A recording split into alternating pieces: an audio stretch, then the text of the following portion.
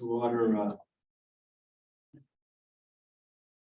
And I've asked our guests to keep their comments within the 1 hour to be finished by 5 o'clock, so we can finish our work and be out of here on time. Hopefully we can keep it to less than an hour. I'll do my best. If you need to stop and just kind of go like that.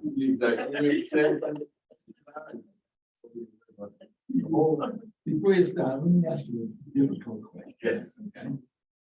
About 6 months ago, we put out an RFP looking for a new manager. Yep. And we were surprised that you folks did not respond. Can you just explain to us why that may have happened? We never received it. We didn't send it, we didn't send it to, was supposed to. So where was it posted? Because It's on the town's website. on the town's website. Okay, so we wouldn't be a practice to go and Yeah. look for that. Because incumbent, we wouldn't say, hey, let's see if there's any business. Okay, Nor would we do it with any cities or Yeah. towns to go look and see if there's an RFP posting. So that would be why. okay. Because otherwise, we most definitely would have responded. Well, Absolutely. the good news for the two of you is that we did have some answers. And we did select one person to come in and give us a presentation. Well, the presentation was excellent. It was not a good fit for us, and so we did not hire them. We will have to give you a heads up the next time we put out an RFP and something. Thank you, yes, Yeah, but we yes. never not Yeah. put it in. Or even if we decided not to, we would have let you know. Right. If that was our decision. But Yeah. I can't even imagine under what circumstance we would have said, oh, no. That's water under the bridge. Yeah, So let's move Yeah, forward. sorry that you were on your side sitting there saying, you know what, they don't even, not even trying for it, why would we, entertain us or retain us, so we don't want you guys to. When you guys are looking for new business, Mhm. as it relates to towns and cities and so on, where would you look? Because we weren't sure like where it should be posted. I don't know that we look anywhere. Sometimes people post them on the MCTA website. I think that we would look there. Yeah. Otherwise, as far as trying to get new businesses, we have a new salesperson, a financial consultant that's just on the road and stops in and visits with treasurers, and Okay. basically that's how we do it. Yeah. But the only place I think we do look would be the MCTA website. CTA or, or MFGOA, if that, if it came up at the state level. Because we do have dedicated sales force, some of you guys have ever met Margie Goes out there. Jeff Smith before, so we have a sales team dedicated to that, and admin people that look for, because we're continuous obviously looking for business. And we have grown substantially. When we started this business 15 years ago or so at 50 million or some odd dollars, we now are just below 1 billion. In the municipal investing between, general funds, trust, stabilization, and OPEB. So we've grown quite a bit. I would say that we're thought of as an expert in the field. Okay, well, that's fine. We understand that we have something to do the next time. We'll make sure that happens. Well, and again, we appreciate that you're retaining us, so thank you. So I'm going to just go these, sorry. One question with that, was it a matter of rotation of time, like every so many years you do it, or was it a certain item that we haven't been as proficient at, or you're feeling that way that we should be? It was more a question of time. We have a responsibility after a certain amount of time to rebid contracts. And certainly if there's an omission of a section that we don't cover or anything, rather than me just drumming on about economic class. There was nothing that I would, thank you, yes, please.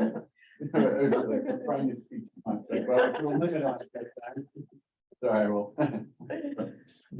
All right, awesome. So we'll take you through our regular presentation as we do. I will take you through the administrative review. The quarterly reporting is included. Brian will then take you through the allocation and the performance. We'll check his time at that point.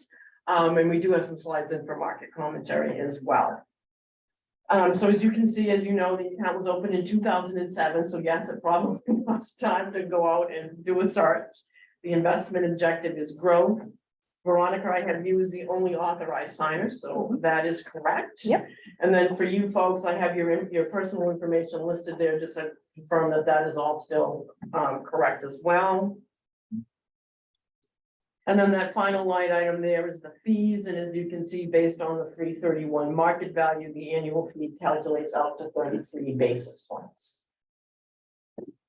And then again, I wasn't going to review the accounting, but this is the March accounting we just completed. I am going to be meeting with Veronica to go over this in a little bit more detail, bring her up to speed as how it works, and maybe see if we can't get some proficiencies in doing this reporting for you. It is market to market reporting. I think you probably know that we've switched that for this fiscal year.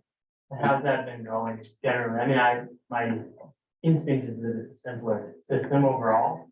It's simple, yes, it's much simpler as far as doing the reporting. I think we can probably, do it a little bit better as far as how we break things down, but no, it's much easier than trying to determine the whole market value of that. And it's, in my mind, from what I understand, the DOR requires everything now to be market to market reporting. It used to be that you could do either, but I believe is that correct? It all has to be market to market. I'd just like to take page 2 of it, row 14, column 6, and those numbers. It's a small. All right.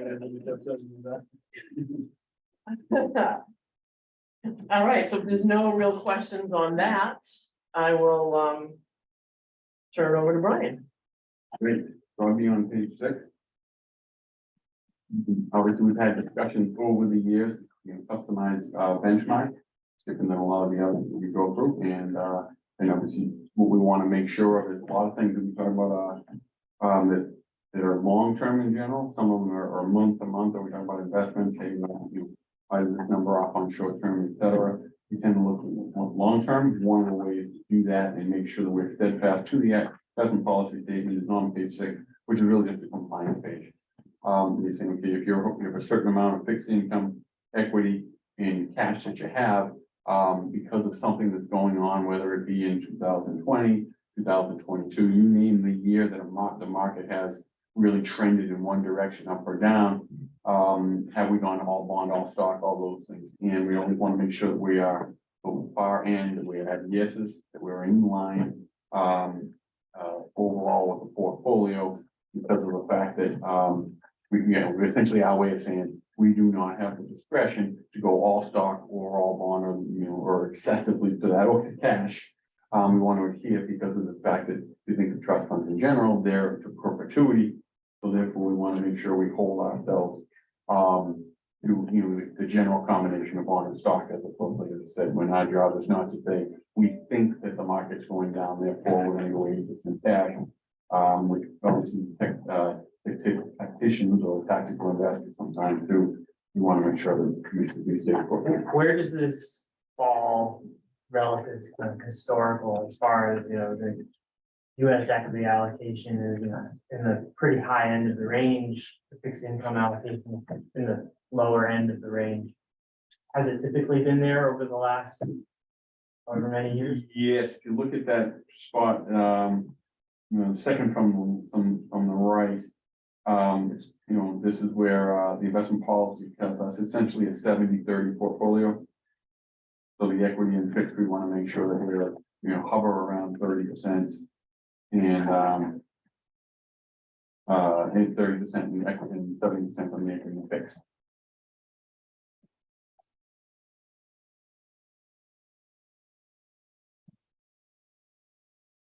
The next page is performance page, it's customized performance page. Excuse me, could you- that's a good question. On page 5, Yep.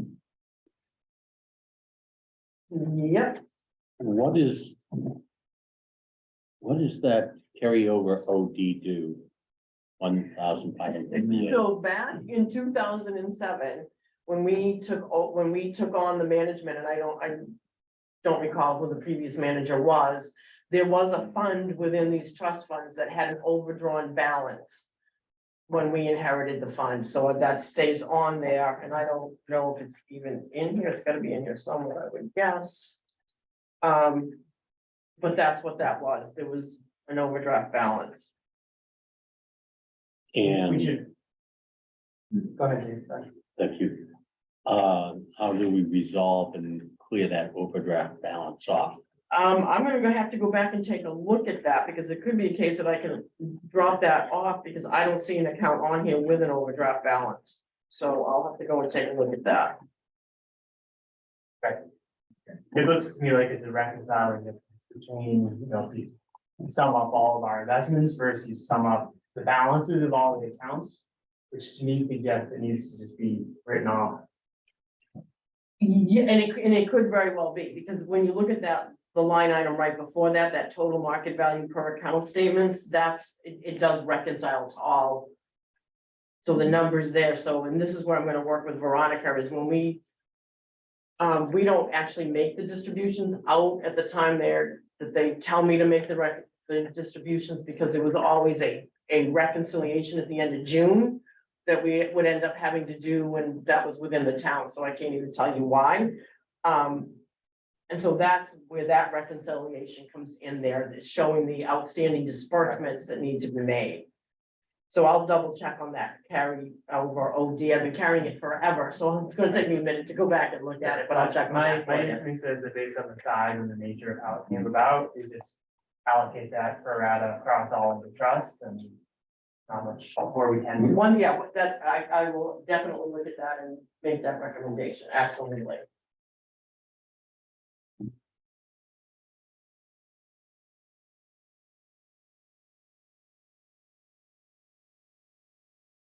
And so on page 7, the performance. So we have, I should say the bottom line is the top line, you know, we want to put forth first, the returns. We're establishing what are the net of fees on the customized benchmark. We have the asterisk down below, we changed it in 1220, made some adjustments to the allocation. And then below that, we kind of have the peer group. And we, you know, check the fund overall, how it's been doing. And then on below that, we have some breakouts of how obviously how the bonds did in the equity section. As you can see, year to date, there's been a reversal in economic cycle time. Yeah, you didn't note that? Sorry, you were saying? No, and that's a little bit of, you know, the flow of how things went before. We've had conversations leading up to that kind of 2019, second, you know, 21, when we had called bangs, momentum stocks, whatever it was. We want to certainly participate, but we don't really want to beat the market necessarily when we have, you know, 23, if it's top 5 or top 10 at 28+%. Portfolio, we think that when it's momentum like that, so we'll participate, but we don't really want to win when it's that thin performance, pushing that many of the stocks. More so when it's more broad based or directional, we want to be on the right side of that. So it's essentially, you know, what happened when you look at the 1 year number, significantly different than the equity portion of the the total portion of the portfolio or the peer group. I will say, you know, if our people like, oh goodness, you know, thought we might have been fired. With that, very good decision. We didn't do it certainly at the beginning of last year. Both our core equity segments and the core fixed income were probably in the top 10% of performers during that time frame, and that's kind of what we've talked about in the past. What we saw really in the 08, et cetera. We protected to the downside. We certainly do that through, you know, being more weighted towards earnings, or where we believe the earnings persist in the market, versus, as we said, from those banks where those are expectations of earnings, which a lot of times can carry for a long time, but that's momentum. But we think that many of those end up being more expensive names. Like in the bank, if we don't, you know, stay from them, we just don't necessarily, we're not gonna own, the apples right now when they're on prices, we can. I noticed a minuscule Facebook position. That was interesting. Yeah, the Meta, well, we had, Meta, we going kind of in and out, trying to, I would say get the handle on it, that the world's trying to get on it right now. But certainly when you look at, Meta, Google, Microsoft have, more, we call it, whether it's price to earnings, or different metrics that are more in line with stocks that are affordable versus kind of the Teslas of the world that are in that group, or the Amazons, where we think that they still have, a lot more future expectations that may or may not come to fruition. And certainly, more fruition on the Tesla side, on the Amazon side, it's okay with the businesses or the different types of businesses that we get. The segments of the business. And, so that's why we don't necessarily chase that. So during that period of last year, when tech, or the most expensive stocks went down dramatically, really the top quintile of expensive stocks went down almost 40%, over 39%. And that's why the broader market did better, and that's, as they said, where the company's earnings are, and thus the outperformance, and it was more of a magnitude. We looked at it right at 12/31/18 when the market was down 18%, the stocks in the portfolio were down 10. So what we want to do, especially as a municipality that may be making payments at any point, is we can be down less than the market at that point, and you don't have to go up as much during those really high-flying years. And as you said, again, I think duly noted that really, those downside protection really helps when you start looking at the longer term returns of finance since inception, and certainly against the bond side as well. Parallel between the bond and the stock, that both sides did well in a bad one. Return, any questions on this page? Obviously, the one piece that I really thought, and I was, when things started turning, I was applauding the investment policy statement. We've had 15% tips for a long time. I'm like, this has got to be the year. And then the beta, which tips, it's the second how the tips work, and you can trade on a beta of real versus nominal rates. And the inflation did not get priced in like you would normally imagine with that much of a dramatic change in rates. You would have thought it would have been, we used to always measure it at 50% beta when we thought we were going to get a flush of inflation. It did not occur that way. Tips did not perform the way you would have liked at that point. And so it was correct call and correct thing to have in there for that purpose. And overall, I like how you're thinking of it. Okay, if we have items that we want to be paying out, they're going to cost more and more that we want to be paying out, then keeping up with inflation in that way should make sense. They just, it was their time to shine, and they didn't step forward. So we look forward to, maybe in a more creep up basis it will, but it was very interesting to watch where, everyone, the savers with their $10,000 could get the I-bonds and they worked, dramatically to be able to get the lock in 9%. I'm like, okay, let's see how tips work. So what percent are we investing into? About 15%. Yeah.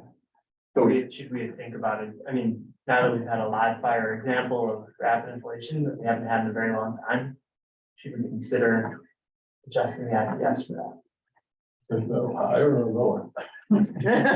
That's great. I mean, part of the reason that they didn't work is because real yields were negative on tips. Yeah. And then they went positive, which means that the prices go down at least that part of it. So that kind of offset the benefit of inflation hedging. So and if you get, and it's going to be, now the real yields are pretty good, actually. yeah. And if they get 3% versus their 2%, then they should outperform regular treasuries through that time frame. Now, I still think tips are decent investment, but. No, I wanted your opinion. I don't know. Yeah, and then you got the corporate, it's interesting if you think of how it's impactful, then you got the corporate spread, on the other side. That really kind of, houses your impact on those prices that are being priced in, like the investment grade corporate. Some would say leading through 2008 that I'm sorry, 2022, similar part, that we would have seen, we don't even say leakage, a good step out in rates. And there's been kind of a little bit of a disconnect for one, because it's the demand, whether you want to say on the long end from pension funds and how they're doing, or just overall. The investment grade corporate universe is taking on a little different persona versus just being a closer indication to get from, on corporate earnings, and now a more important function of the mid part of business economy. So people are looking at corporate bonds saying it's more like a, I won't say a canary, but let's look at their profit, their strength overall, as opposed to you should just be widened out. I mean, when the Fed was holding them in tight, I used to say, well, corporate spread should be, almost on a basis point wider at times, through that last decade. And why aren't they? I think they're being artificially kept in. And certainly in 2008, I got the chance to stand in front of Moody's and say, why are they so tight? And they just, at that point, they told me, oh yeah, because we're just packaging them up and it doesn't matter, they're safe. And I'm like, yeah, but this problem's systemic. And we were a lot lighter, we wanted to be a lot lighter over corporate during that time frame, and we were. They helped. And so the same part, I started questioning it that way, but they've started taking off a piece where people are really watching as kind of a health overall of the marketplace versus just a, whoop, corporate, earnings and inflation aren't doing well, we'll shoot out. So it's been a real interesting thing to watch. I would have thought they've been wider. And even when they do buzz wide the last couple of months, we've seen them rein in on the first drop of it. So you're kind of suggesting credit, that the investment grade corporates might be overpriced, overvalued at the moment? I think that, I certainly did last fall when they were saying, when the stock market was down 25 and corporate spreads were up about 15 basis points. I'm saying, well, your one market is essentially predicting a long or either an abrupt hit or a long drawn out recession. And the other market saying it's not an issue. Now, what I do know from prior recessions is that they don't usually happen. You can't get through the cycle until you have a credit issue. And the big credit issue comes out, credit widens out, and then everything recovers. The stock market kind of takes off after that when they say, okay, we've had our credit issue, it's being solved. Now we see how we can get corporate earnings moving forward. And so we have now, what I could say, we may have missed it because we did have a credit issue. I think when banks go under, we had a major issue.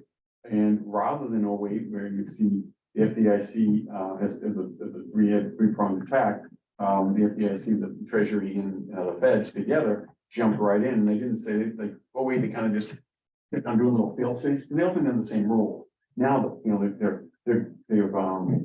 I don't know what they call it, unharnessed, or the gloves are off. They can do a lot more than they ever could before. So they just jumped in right away and said, we're going to say all these depositors are fine.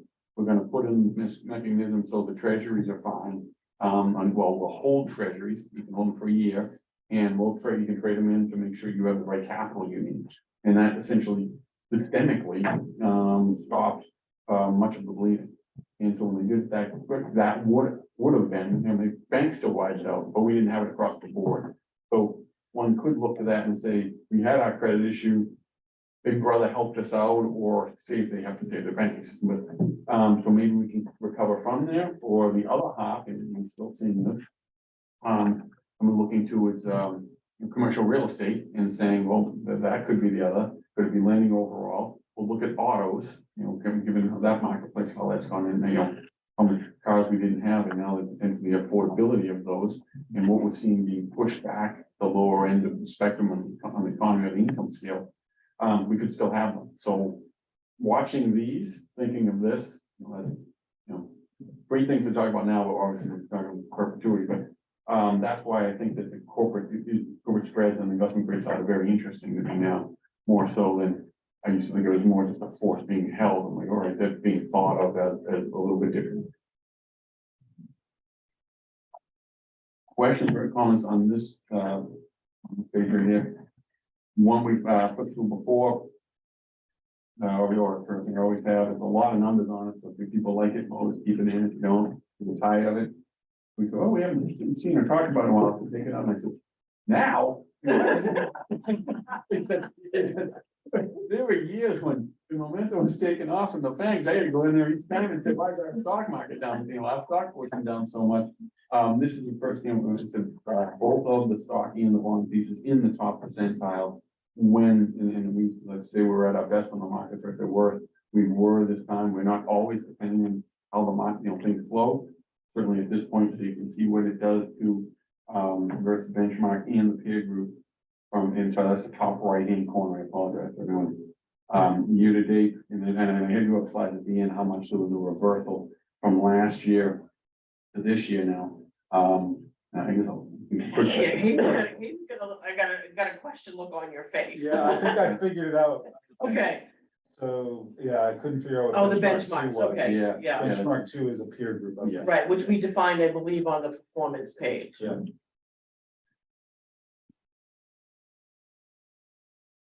Well, the interesting thing of note when you see the year to date, essentially what happened is start talking about the quintiles that did so poorly. Last year, during January, that quintile was down 40%, was up 22. And the group that was up like 9% or 10 in 9% in 2022 were up about 2 or 3. So it was a huge disconnect. Some because there were a good item, things were good or hope when you put the calendars there, right? Fed may be stopping, that's what January they thought, and obviously February can be reversed. We'll say within that, it was interesting, another interesting point, or I should say, this is more an observation to me. So many times it makes me scratch my head when, not that many things changed between one month and the other. I could reflect a few years back when we had the Christmas Eve massacre, and then all of a sudden January hitting the markets went up, and no news really had happened between that. It's almost like a mind eraser sometimes, or maybe what people did on New Year's Eve, but New Year's we come in and all of a sudden people say, okay, it's the new year, let's just stop moving. And that's what happened. And we had that reversal of which sectors really were doing well. I'm not sure I noticed this before. Yep. The numbers in general are pretty good, but they're gross, shouldn't it be net? That you put on here? Well, I'm guessing the peer group is net of fees. I'm not Well, sure. peer group, it is a peer group funds there, but if you hire a manager to do the peer group. Then the fees aren't there, right? So who, remind me who's in the peer group? It was all funds. Essentially with similar allocation. There's more than that figure essentially, you took your allocation, really a 70-30 allocation. And said, all right, let's go capture managers throughout that. Morningstar's peer group, which is all the funds. So it's similar saying, okay, we put these funds together. So those are net of fees, because they're probably mostly mutual. The mutual funds would be, and what we're saying is, by having the growth there, it's just a question of, when we already have we have our returns of our portfolios in there, we do the net fee view. The other part would be if you hired someone to do those mutual funds or hold those mutual funds, they'd be charging you this way. Aren't the mutual funds just like allocation funds, like target date funds or things like that? Yeah, That's basically balanced. yeah, mutual funds. balance funds or Higher managed than with on them. top of that typically. Anyway, Yeah. it's Good probably point. better to show it as that. It's not gonna change the numbers a lot. We asked the same question, I think. Yeah, I I did ask the same You asked- question. I did ask the same question. I absolutely did. Great minds think alike. Absolutely. And he said the exact same thing, so. He's consistent. And obviously, one of the points that we have is, if you've the second segment to the, from the top right is the risk return. You see the cumulative returns as we just said, they were right on top of each other. And the risk portion is a little lower. So when we said, oh, wow, it's, the excess return is 0.01, it does create a positive alpha, because of the, you want to call it, beta, or if once you thought a lower beta, but certainly a lower risk profile, which is what we're trying to do. Now, economic slides behind it, I can, either recite or bore you with, depending on how we go. But I want to make sure we're a little ahead on time, which we're usually not, maybe running on. So I want to make sure, cognizant of you get questions, comments, I'd like to answer those before I go into some of those items.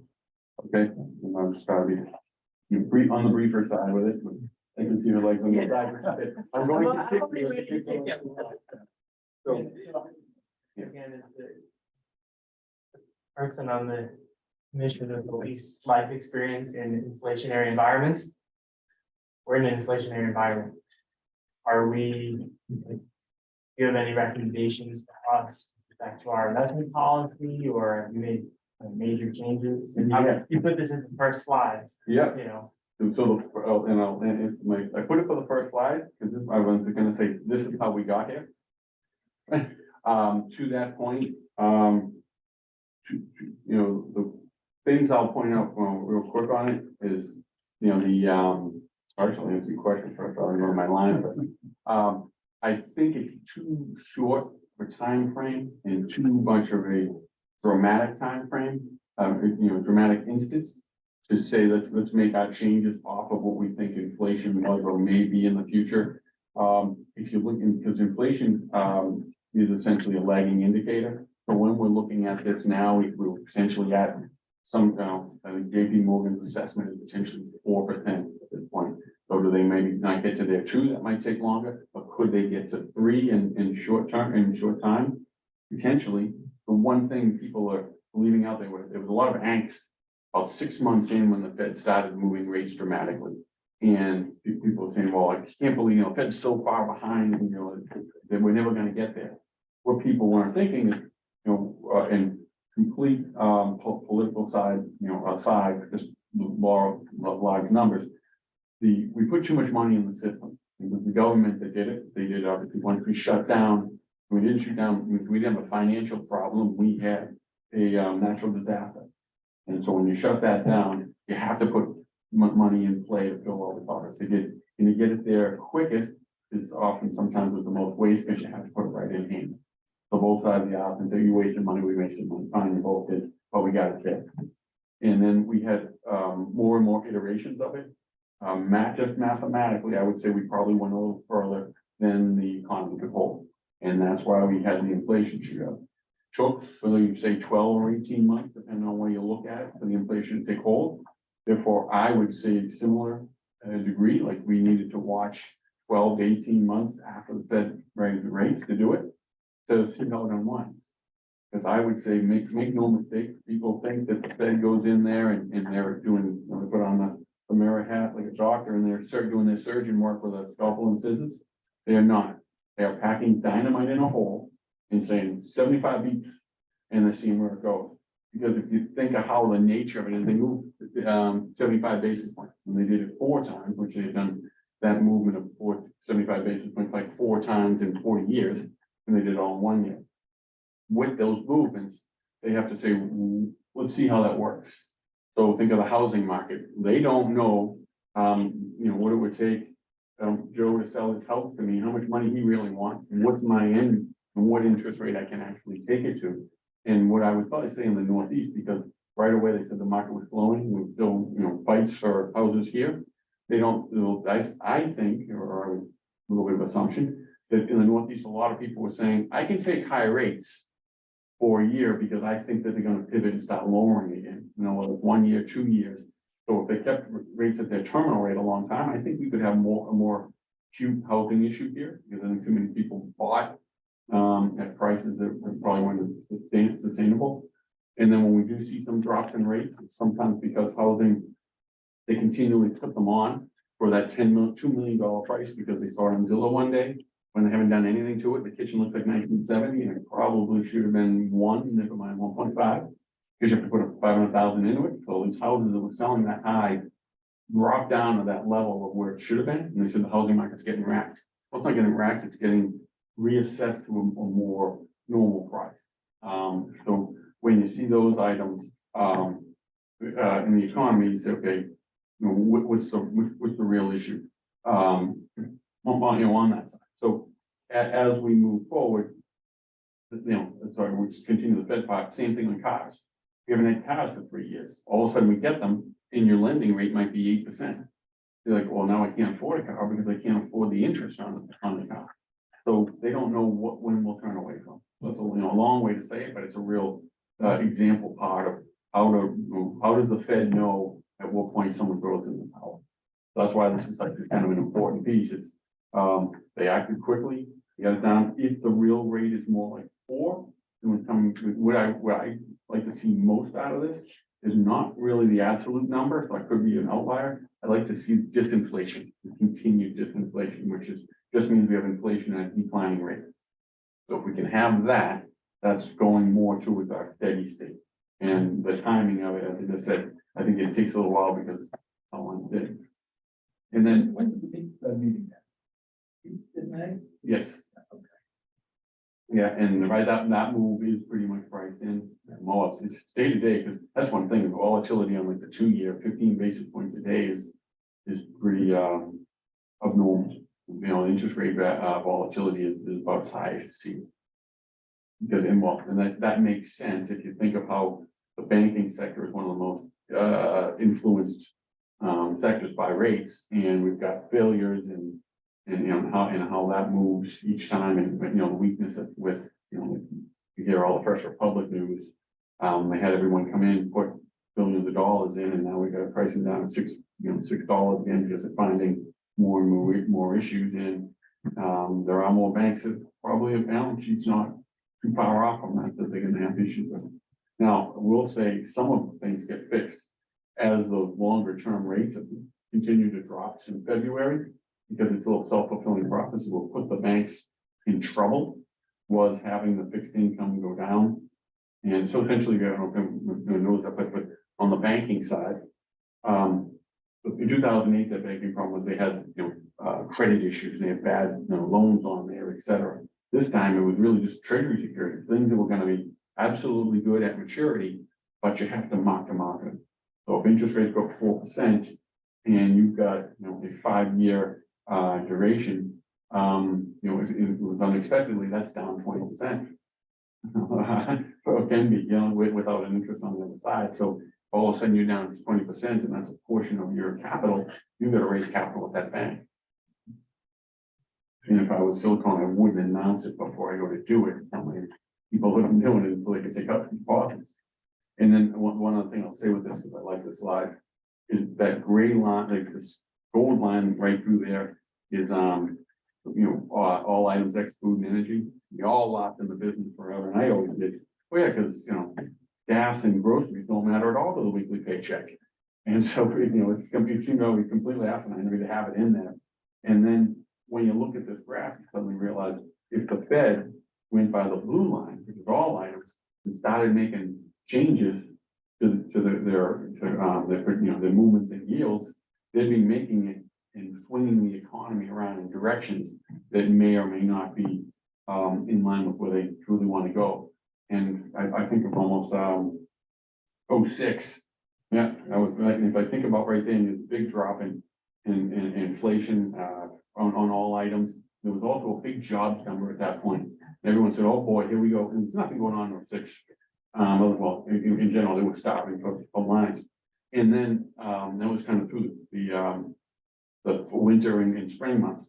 And then the next quarterly, the number came out, and they said, "Oh, we forgot that all the California grocery clerks were on strike the last 2 months." And so that's why the unemployment figures were down, and that shook the inflation numbers. And so it's things like that. So that's why the blue line starts going, hectic at certain points, when the gold line's a better indicator for.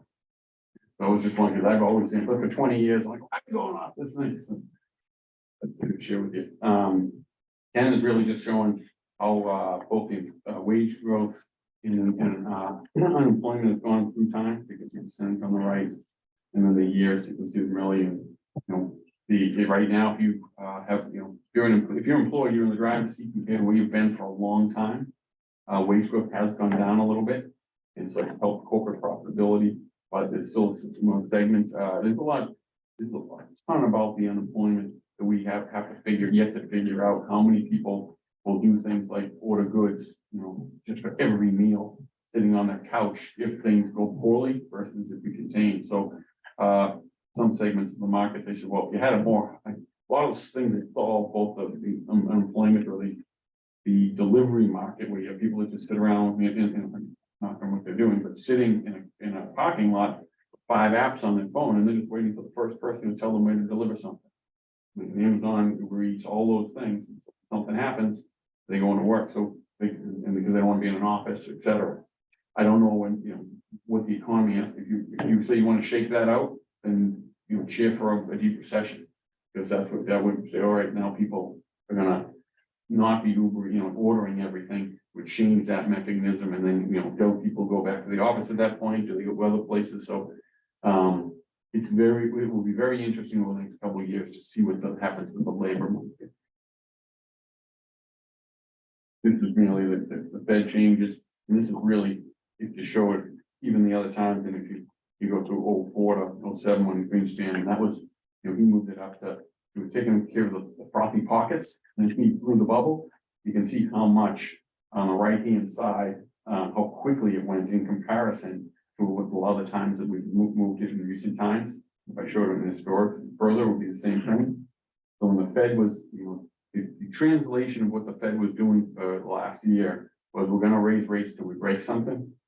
Well, when the banks went under, I would say they broke something. So I was hoping it was gonna be something a little smaller. And so, and I say in all my meetings, I hope they break something small. They broke something big and then they had to race and fix it because it was too big. So that certainly happens, and now we'll see how they tail it.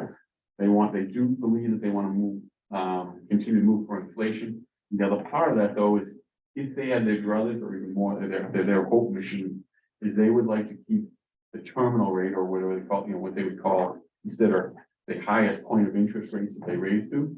They'd like it to keep it there as long as possible. And that's what the market's not pricing in. When we saw that in February, they were. January, we thought this was going to be some easing. February kind of brought markets back into, if you want to call it fear mode, but certainly consternation mode. And that's when they said, okay, the Fed really wants to keep it. And then after the banking segment, they said, we think that they're going to have to potentially start moving in on the back side of the year to change. And if they do that,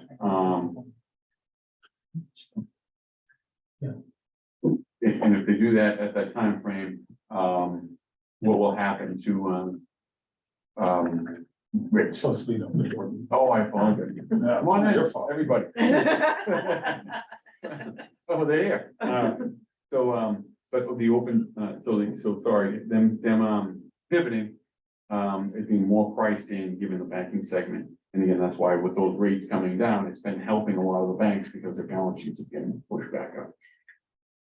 12 is, it moved it, today, but just a real, the 1 year picture of how much the rates shifted this March 23rd to March 23rd. But significantly in shape and direction. Almost looks like a kind of mirror copy right there. And a 13, I enjoy this too, well, certainly as a bond guy. On this, you can see percentages on the left side and dates along the bottom. Negative red lines there are how much the bond market was down at any time during that year. This is taking measurements from essentially the aggregate of all things investment grade in the US. Since its inception in 1976, and the gray bar on the side, on the top, or mostly on the top, the gray bar is where the return ended up for the year. So we can see how much of an outlier that we had in 2022 when we think about fixed income returns. It was nothing like it since this benchmark has started, really nothing like it in 40 years in returns. And a lot of it, I'll put it in two pieces. That it was, it was the 100-year storm of bond, and it wasn't because anything went out of business. You held a portfolio of long bonds, you're not without, nothing went to zero on you. It was just all treasuries. It was the worst treasury market for that long. And so comparison, I'll put, if I go back to that -7 year, you're gonna end up at -3, but we went to -7. That was 1994, where Greenspan unexpectedly raised rates. Fell 100 basis points, blew up Orange County out in California, and they talk about that whole story. That was really just a bet the Treasury was doing, but interesting story. But what happened there is he lifted rates unexpectedly, so bonds went down. You can see they hit as low as 7. Well, you think, wow, if he moved rates about 3%, and he just moved 4. Why were they 7 and 17? Well, they entered that year with high rates. So if you have 7% and it moves down 14, well, then you're only down 7. We entered last year with 1.5%. So when you go 4% off a 4-year duration, then, well, now you're down, 12, you got 5-year, well, actually, the egg was more like a 5-year, you're down at 17%, when you take off the 1.5 for a full year. So it was really, we just didn't have, they call it price, I like to call it more coupon protection, but had no yield protection because we didn't come in with a yield. So I'm very happy with or content with the bond market is now. Because if you look at our yields and the low one's 4 and it's very inverted to, the 3s, but overall, we're in a compounding positive yields now. Not only that, if you think of the Fed and say, all right, if they unexpectedly continue to lift rates, 0.5% or percent, whatever be the surprise, you now have yields to combat a negative 1% rate climb on the portfolio. But certainly the half rate, so you have a positive or flattish return. If nothing happens, we get to clip that coupon right around 4%. And if they, obviously they pivot, and if they pivot hard, then we just get the return we lost last year back. So I'm comfortable that they have that. We've got the safing mechanism that when things go, once the stock's done, that people think they move in reverse direction. They don't necessarily, other than when things go bump in the night, that real technical term, people run to its security, which is the treasury security. Other than that, their interest rate cycles are on more 40-year time frames. If I showed you a map of them versus stocks prior to the government stepping in 08, tend to be more in 10-year cycles. So we put the one with stocks behind there, you can see how it's not an anomaly for the stock market to be go down 20-25% in a given year. It's a little bit more of one to stay there, but in the stock market should go down where these red negatives are a lot, because you think of everything that happens in turns that make political statements that are made and economic statements, then we should see more gyrations.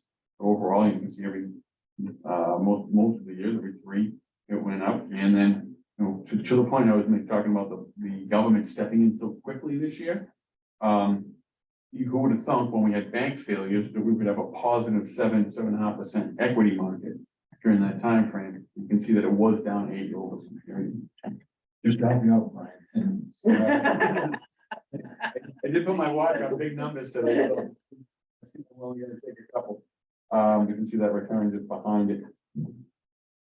This is kind of the next one's really just the stock market on page 16. How expensive or not is the stock market overall at price divided by earnings, or how we try to watch most of the sectors overall. There's something that to do different matrix, but overall we're looking at this, and if you do it on a relative basis, it's about 16.8 over the last 25 years. You can see, that through that whole jump last year, we were kind of jumping along that part. We got way ahead of it because really there weren't any earnings. There was the promise of earnings during COVID. We just had prices, and people said, oh, other than COVID, we had a great economical backdrop. We had low rates, we have high employment, we have people spending, we have people wanting to spend, we were all cooped up. So all those reasons is why stock market stay up with less earnings, and now it's being tested. So the next part, we are above it. So we should, potentially go down, as some of the people pundits are saying, unless we get what we see on the next page, is page 17 on the left side. You see this is the S&P earnings per share in time. So we have to attain those earnings on the on the left side, or certainly we should go down. So those are pretty steadily increasing numbers. But should we get them? Well, let's look on the right hand side. That's what we've been recognizing. So we did get the jump we needed coming out of 2000. Coming out of 2000, how big that power was on 21. We got the return we need. We could see the step back at 2000. The last green bar on the right is 22. It went down, and you can see when we were down 25%, and earnings, were if you took tech out of the mix by the fourth quarter of last year, the rest of the S&P had positive earnings still. So market was down 25. I had people on the side saying, Brian, should be getting out of the stock market. And I'm like, well, I wouldn't get out because we can go down further. If you said Jimmy Diamond, et cetera, talking about a hurricane, and well, even if you have a pretty good storm, if you're already down 25%, and if you look outside your window, we have not had any kind of recessionary conditions that was out there, or certainly in this area. they're pricing in what they thought was gonna happen over the next the next timeframe.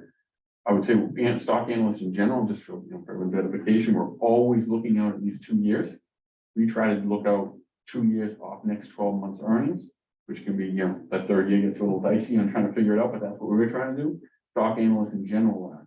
So they were looking out saying, yeah, we might get that hurricane. And that's why we're taking the stock prices down now.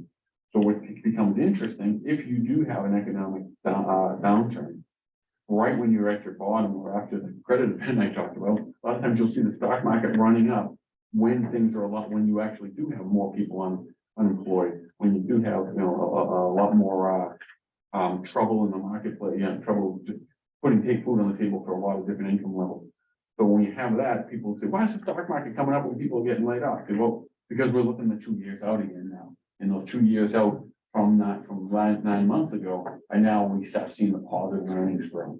That's why you see markets sometimes increase right when things are down. These, 18 is really just kind of a profit margin. What we want to watch is how much of the margin continuing through time, or how much have they dropped to see, okay, when markets, when the market went down so much, or that, because of earnings and because of margins, are they coming back? You see the different sectors on the right side of 18. And on the 19, just a quick look at international valuation. So big you can see the percentage price to earnings discount versus the US and through time. So a lot of people come up with the same thing and say, why would we have any international investment? That's not even a question the board asked, so too far anyway. But when I see it at one of the lowest points, that's me saying, I want to be in that market. I don't want to go all in because it may not come to fruition, but certainly that's when I want to be invested in those marketplaces. And then on the next page, this is what we're talking about volatility. How volatility through time, essentially measured by the stock futures volatility index. And you can see here, well, 2008 is on the page. We can see what happened with COVID, and then you notice that it's like, if you want to call it like kind of a pulse from the hospital, it didn't go right back down to where it was. And I don't think nor should it. It was kind of a little wait and see game, and then after that, you get a lot of things going on. If you think about, we need the Fed. I kept on saying that. Anytime I met with someone, we need the government and sovereign nations across the globe to step back from the markets, and we're going to get increased volatility with that because more people in the marketplace, or more governments in the marketplace. We have less people actually finding prices on their own levels. And then all of a sudden, when we needed them in March, they jumped right in, and I was happy that they were here again. I already spoke about the next two slides where you had the most expensive stock on page 21. You can see the weight, how much they were down versus more cheaper stock or lower price to earnings. And then how much it changed this year, kind of the top quintile, and it's not a direct calculation, but the worst performing stocks on page 22 are already up 12% through the quarter end, whereas the best performing stocks have been back in place a little bit. We'll see if that continues. Because I like really basic slides, I put in page 23. And so I'm going to take almost the reading out of it. Just think of it as green is not recessionary, and the more red it gets, the more popular, or should say inflationary, and the red's more and more inflationary. So, coming into this year or 2022 or 2022 almost, really all we had was a vehicle issue for the most part, apparel vehicles, and so we were riding that through COVID. And then you can see what the real worry and why the Fed had to take evasive action. You see everything go, and almost everything leave green in 2022. And that's when there was, okay, we have inflation pressures up and down the economic landscape. What's going to happen? And now, not that they've been completely alleviated, but now we've gone from, we came in with an auto issue, now we've got a housing issue. So now we'll see what the next leg is. Is it going to be office space that can't build? You can't convert, whether it's not able to convert office space to condos, as easy as you can a hotel, etc. What's going to happen in this place? And that's to be determined. But obviously, The housing one, we really gonna call everyone back to work to save the housing, to save the commercial real estate there, and then we'll have vacation homes so we can actually price and buy it in. But there's a lot to sort out in my head. And as I said in the audit side.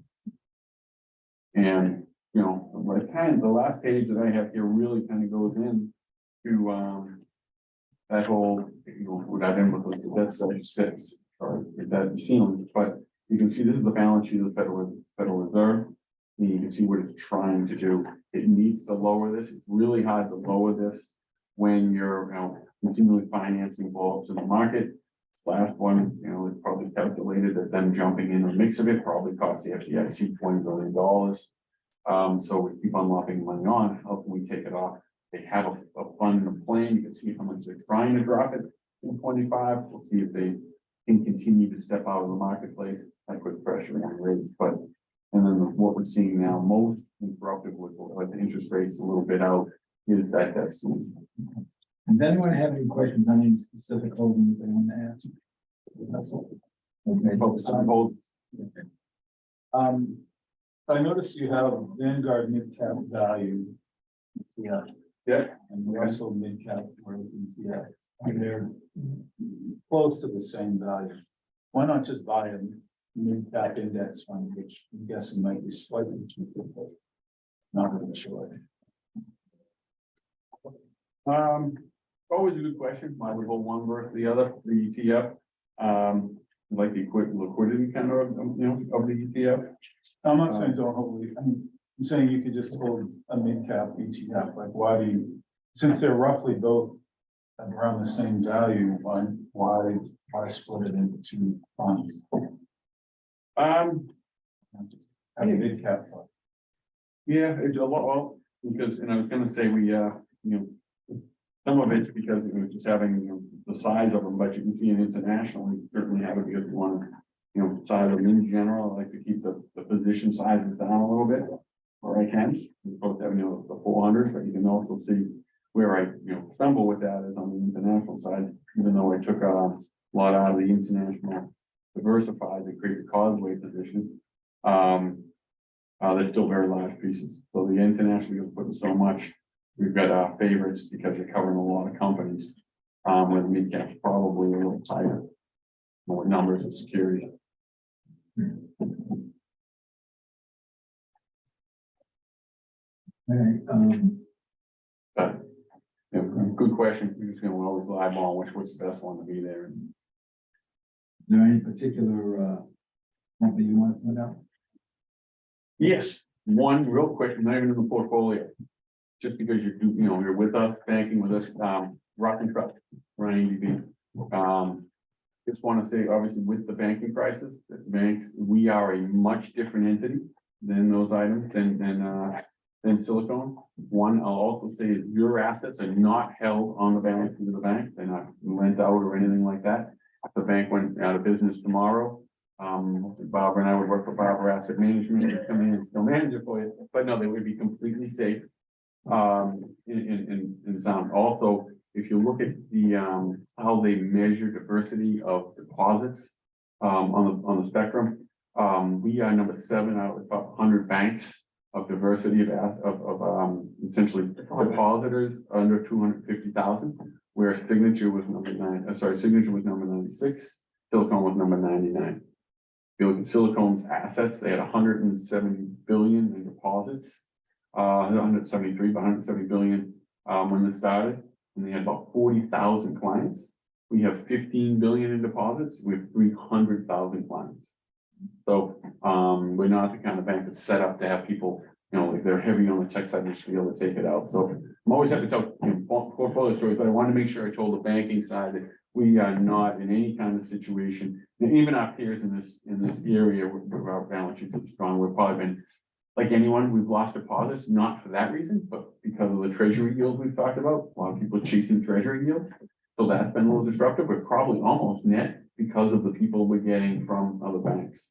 The only fear I have in the marketplace with it is the way that the government has kind of ushered funds around and they're going into those banks that they dubbed too big to fail prior.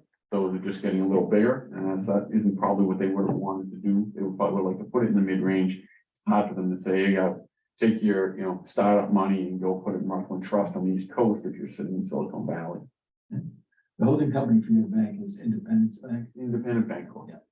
All right, so it wasn't a plug for Rockland Trust, I'm just talking about the safety. of it.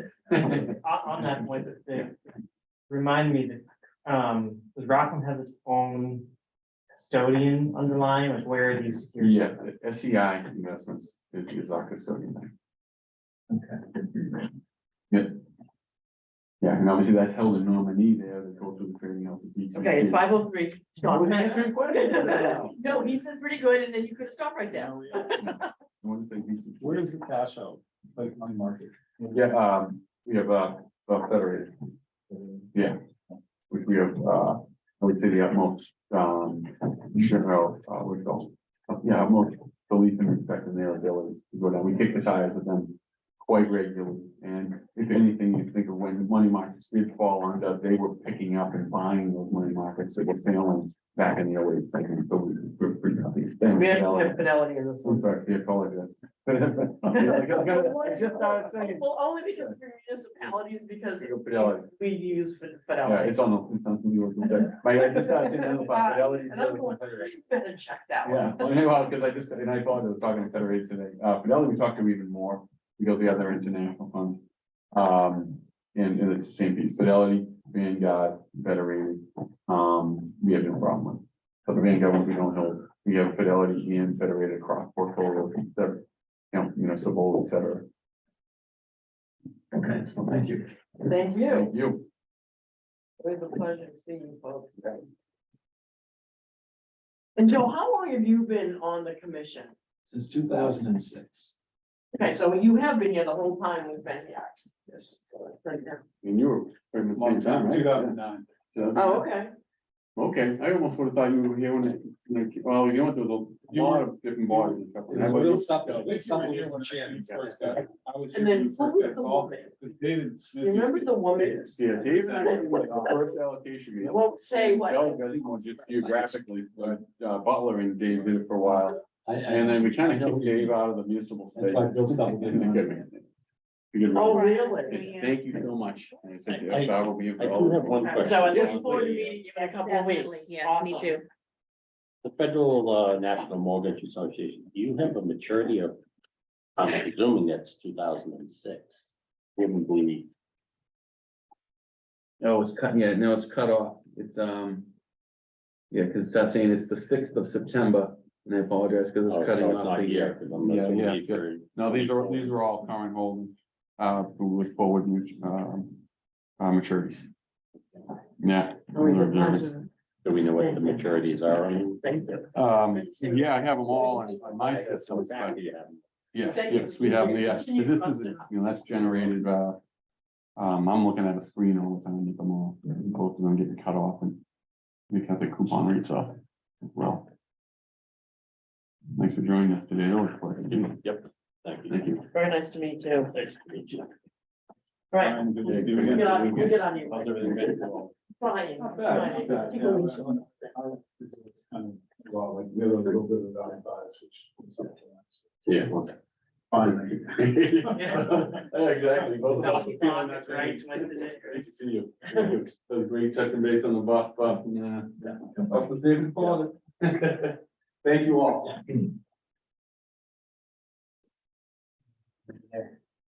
Oh, that's all I can say.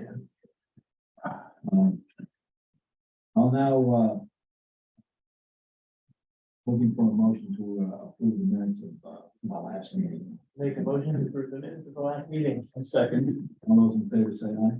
Aye. The ayes have it. I mean, before we go through the rest of what we're gonna do today, two things. First of all, as chairman, I want to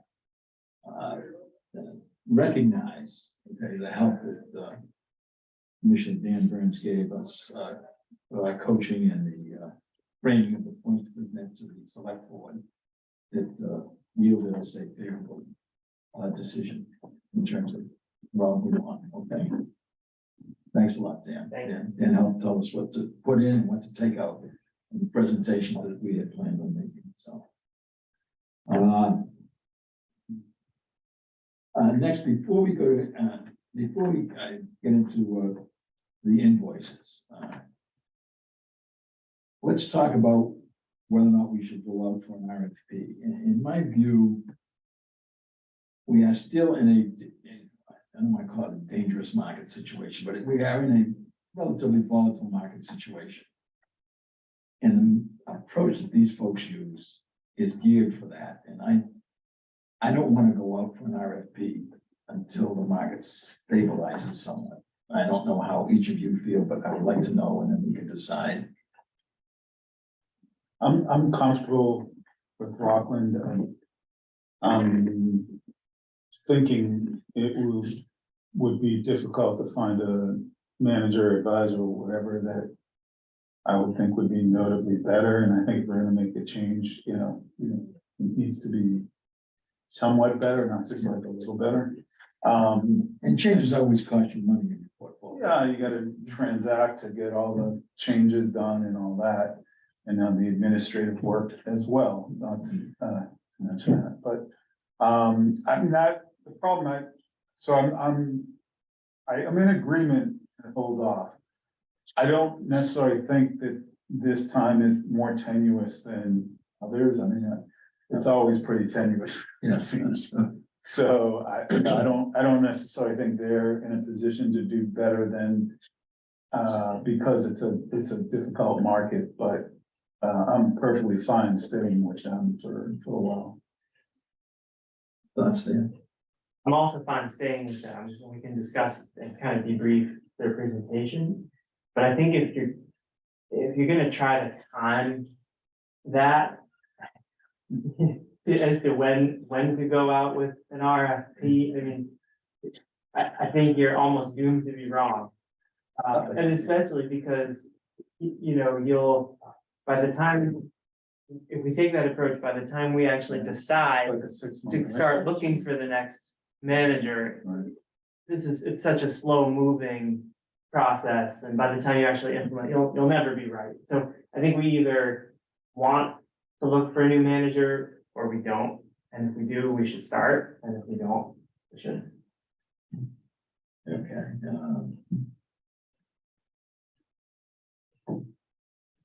Does the finance director have anything that he would like to add? I certainly agree with you all. It's, you're never gonna time the market.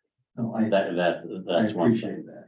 And my concern would be, are they delivering what you're expecting? I think probably more frequent communication might be needed. I don't know the last time you've had them here, and like granted, COVID's made everything difficult. But if they're providing the services and you're having an open rapport with them, change for the sake of change doesn't generate, as long as they're adhering to the investment policy and that they are not in that they are open with communications on areas where they think that perhaps the board would want to consider adjusting the investment policy. That's the feedback that you want from them. But if they're doing the core business, which clearly they can, then I would stay the state. The only other reason you go out to market is to see if they've become complacent in their fee structure has inched up over time because they're taking you for granted. And that is another advantage of when you go out to market is, do they sharpen their pencil and adjust their fees? Okay. My gut is that the fee is, given the complexity of our mandate and the specialization of the reporting that we ask for, it's pretty good, I'm very happy with that fee. And they stay away from high cost managers. Right. They tend to do the sort of basic blocking and tackling type things well. Yeah, and I would add, I think that they're kind of a safe manager to keep you out of the headlines, like they tend to buy blue chip stocks, supplement with some funds. I'd like to knock Facebook out of the portfolio. Why is that? You just don't like them? It's just, Either you don't like Facebook or you don't like the stock. both. Okay. But it's done very well, especially today. I mean, recently, anyway. I mean, I think there's some merit to Using that. time in the market is one thing, picking stocks is another. I will tell you that. Well, I mean, you guys know that's always been my one, I like Rockland and I recommend keeping them, but my one knock on them is I don't really love the individual equity picking and the way they sort of express their views on equities, and yet you can't argue with their success. They've done exactly what they say they do, and they've done it well. All right, why don't we review this again in September? And in the meantime, let us think of whether or not we want to ask them if they have any ideas on our investment policy, but we review our investment policy in Yeah, December. we usually send I it. threw that out in Yeah, If you did, Yes. yeah. But. And one of the Generally reasons is, doesn't it's a have much. pretty good investment policy. We've had trouble changing it, and when we've changed it, we've tweaked it by the most minuscule amounts. when I first read it, I was expecting to have a lot of edits, and I was impressed with the work you guys did to put it Well, together. it's been worked over at least 20 years, so. Okay. And we do, I think we usually do send it to them every year when we. Oh, yes, we review it do. ourselves. Yeah. All right, and do we have some invoices to Yes, you do. be small? It is quite small. Two from the library.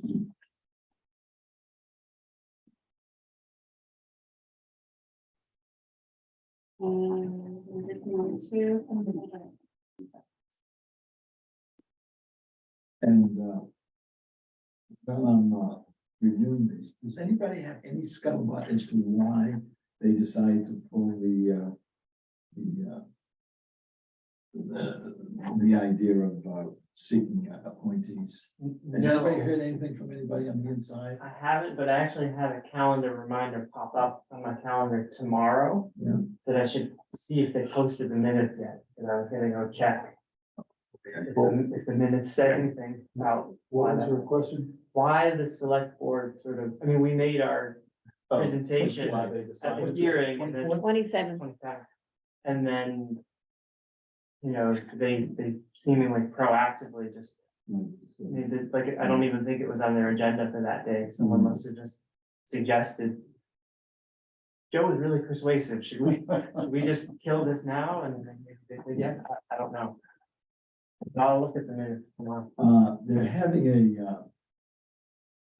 an event for what's one of the select board members tomorrow at the Village Club. Matthew? You missed it. It was last week. Huh? You missed it. It was last week. Oh, really? Yes, it was on Friday of last week. Oh, I was invited to it and then had intended to attend. And I missed it. Oh, I was gonna ask him. Oh.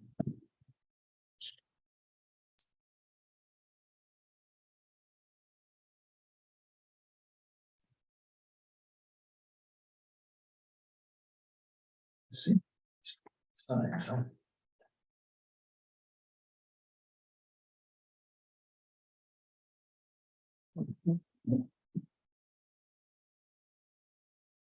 Have scholarships come through yet? I haven't seen anything on scholarships. Was that the Scott? Oh, Yeah, I was wondering if about time that the scholarship should be. Well, the graduation is until June 3rd. They don't give it to us before. I don't think, because if they gave it to us before, we know who got it. Correct. I thought they had an event before the graduation on We the had, announcing who. I think we had approved the amounts earlier, yeah. Yes, because you did meet with Ann Clark.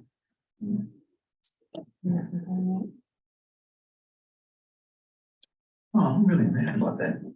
Man, the really thing, I didn't show up. Oh my God. I was away. Oh. I gotta see if I had it on the calendar.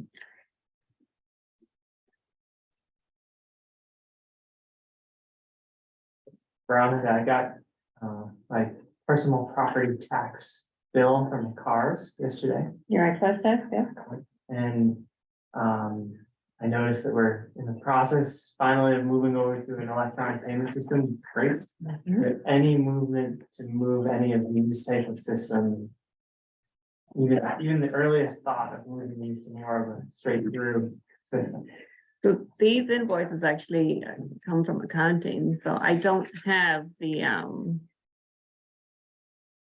scope on what their capabilities would be on making these paperless.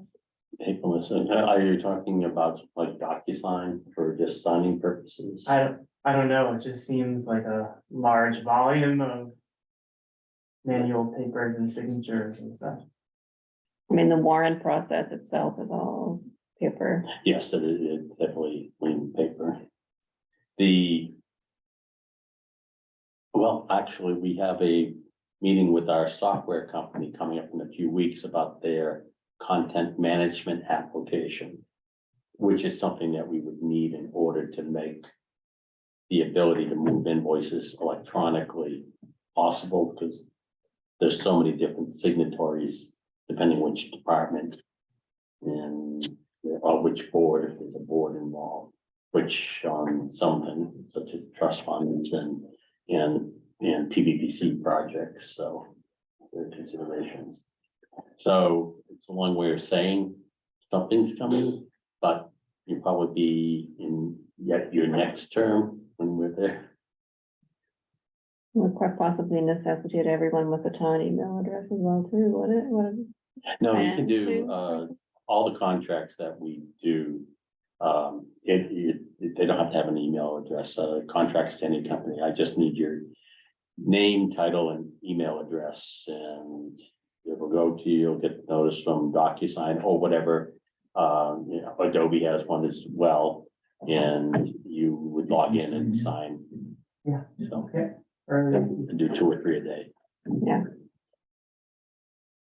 Okay, let's select a date for May to meet again. we did that already, I believe. Didn't we? that sounds right. May 22nd, I believe. You do? It's, I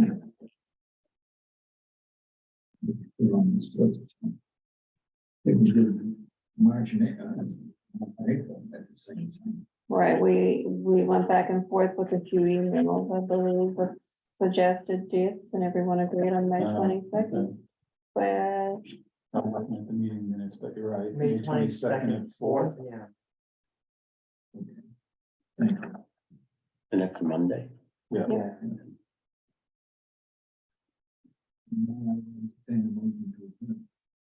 Make the motion to adjourn. Second. All those in favor say aye. Aye. The ayes have it. And we made our time.